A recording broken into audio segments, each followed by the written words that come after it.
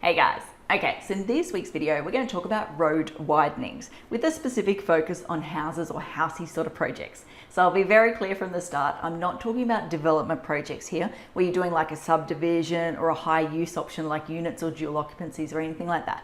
I'm just talking about house sites. Now, I think as a homeowner, you should be checking for road widenings before you purchase a property. And as a building design professional, you should be checking for road widenings before you start down the design process. So I thought, hey, why don't in this week's video, we talk about firstly why I think you should be checking for these things. And then more importantly, jump behind the computer and give you 3 different tips or ways to go about trying to check for these things. Technical term. So let's start with the why. Why do you want to care about these sort of things? Well, I think there's 2 key reasons. First and foremost, you don't want to pump a bucket load of money into something just to simply lose it down the track. Yes, you do get compensation from Brisbane City Council or from DTMR if they resume your land in this sort of scenario. Again, I'm not talking about a development scenario, I'm talking about a housey scenario. So yes, you do normally get compensation, but let's be honest, you've never heard a story of someone go, oh my goodness, I made so much money out of that deal, like I'm just making it rain. No, you hear all the horror stories where people end up in court over land resumption battles, trying to get fair market value, all of that sort of stuff. So yeah, you're not exactly going to make a lot of money through this process and therefore be able to go, oh, we can just recreate that whole structure again, whether it's carport or whatever it is. So yeah, you don't want to pump money into it, just have to go backwards and build it again down the track. Possibly more importantly though, you want to make sure that you're not snookering yourself in terms of the design. So let's use a standard house reno, small 10-meter wide block as an example. You're going to raise that house up, everyone wants to build in underneath, and then they put the carport out the front. Typically you've only got the 1 meter side setback on either side. What happens if the front of the property gets resumed and you lose the carport? Where are you going to stick your car park in then? You kind of can't drive through this new lower level that's been built, where you can't squeeze through that 1 meter side setback to get your cars at the rear. Yeah, you're kind of going to be stuck. So you want to make sure that you're looking ahead, and if you see a resumption is on the cards, you go, okay, what's our plan B? If this resumption happens in our lifetime, where are we going to put the parking on site, etc., etc. So that's the why. That's the why I think you should care about it. Now let's look at how you actually check for these things. And I probably should say from the start here, I'm not going to give you a 100% fail-safe plan here. Like what I'm going to talk about here is not going to pick up 100% of road widenings. There are still situations where the road widenings are being planned, they're in the works, they haven't actually been documented yet in public record in terms of exactly where they're going to go. Those things can still pop up, that's the word I'm going for, pop up down the track, catch you off guard. But what we're going to talk through today, I'm going to suggest it may pick up 75% of the road widening situations out there. I just made that number up, let's roll with it. Anyway, let's get behind the computer.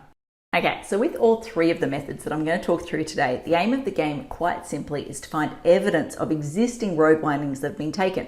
Because odds are, if a road widening has been taken off one property or more than one property within a street, it's more likely going to be taken or extended down the street to affect a property that you might be looking at.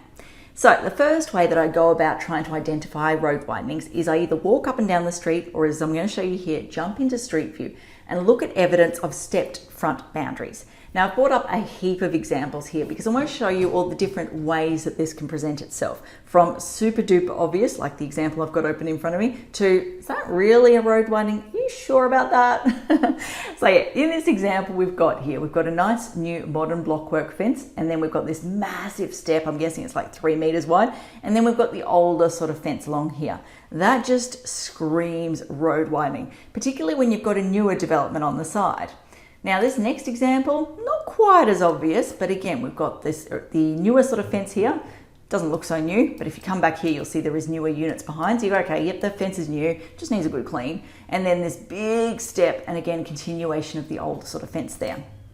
Now this one, again, fence, step, and if it had continued across, you'd see the fence running along that alignment. Starting to see a bit of a common theme here, hey? Again, fence, this one's a little bit less obvious because they've got some vegetation growing here, which is kind of shading or obscuring that fence line. But if you were to zoom right in, you would see the fence alignment comes across here, and then we've got this metal fence which kicks out, and then everyone else continues in that straight sort of alignment there.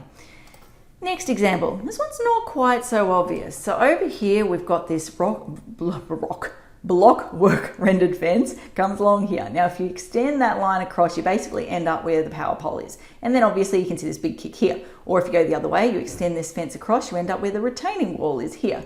So yeah, there is a very big step. It's just not so obvious because the driveway is in the middle, kind of obscuring things.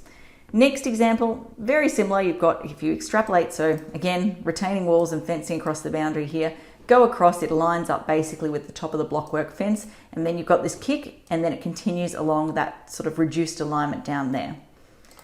And this next one, if I cut across, similar sort of thing, we've got some vegetation kind of getting in the way, making it not so obvious. But if you extend the blockwork fence across, you end up at this point here. Let me zoom in so it's a bit clearer. And then you've got this big step out, and then everyone else continues in this sort of alignment. Now this last one, not so obvious. In this situation, you've got this blockwork fence here, which extends across in that direction. And then you've got this teeny tiny little step. And you might be sitting there just going, oh, hold on a sec, is that actually a road widening, or someone just built their garden bed forward a little bit?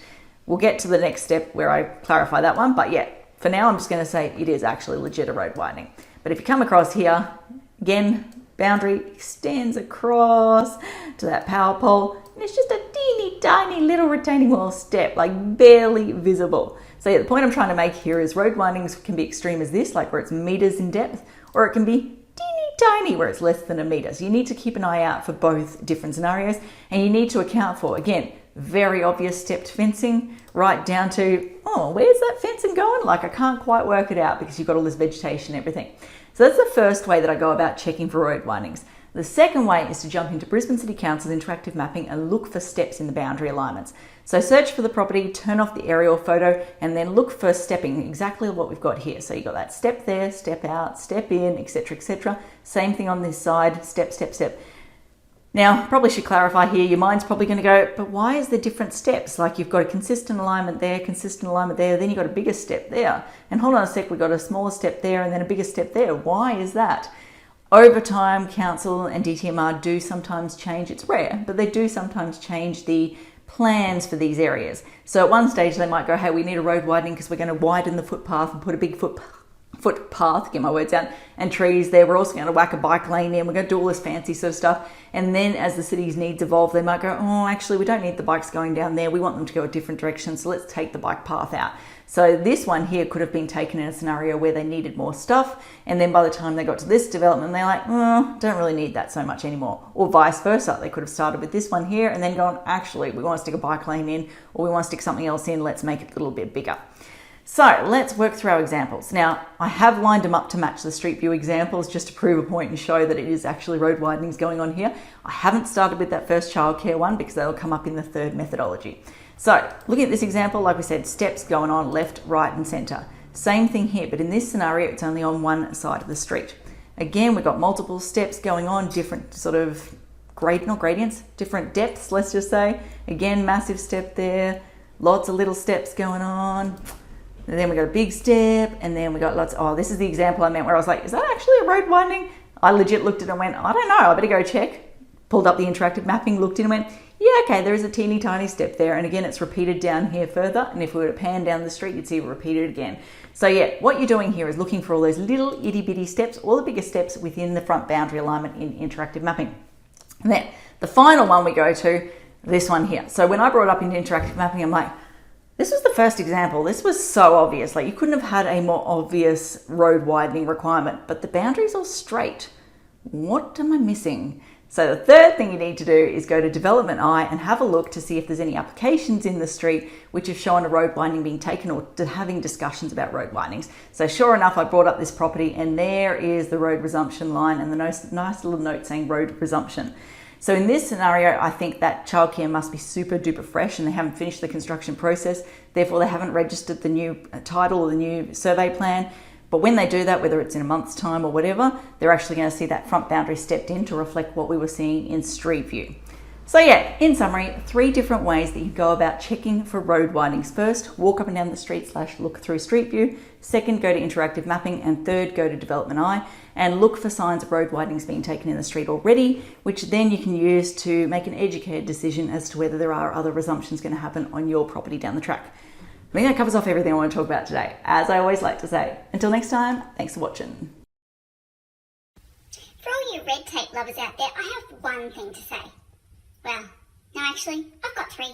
Number 1, the advice provided in these videos is general in nature. It's not site specific. You would be a silly billy to go and make financial decisions based on this advice without first checking with the town planner. Don't be a silly billy. Number 2, Brisbane Town Planning is in no way linked to Brisbane City Council. The views expressed in these videos are my own, not Council's. So if you don't like them, blame me, not Council. Number 3, what was my number 3? Oh yeah, the views expressed in these videos are accurate at the time of recording. If you're watching this video back 10 years from now, the views may not be so accurate. That's all.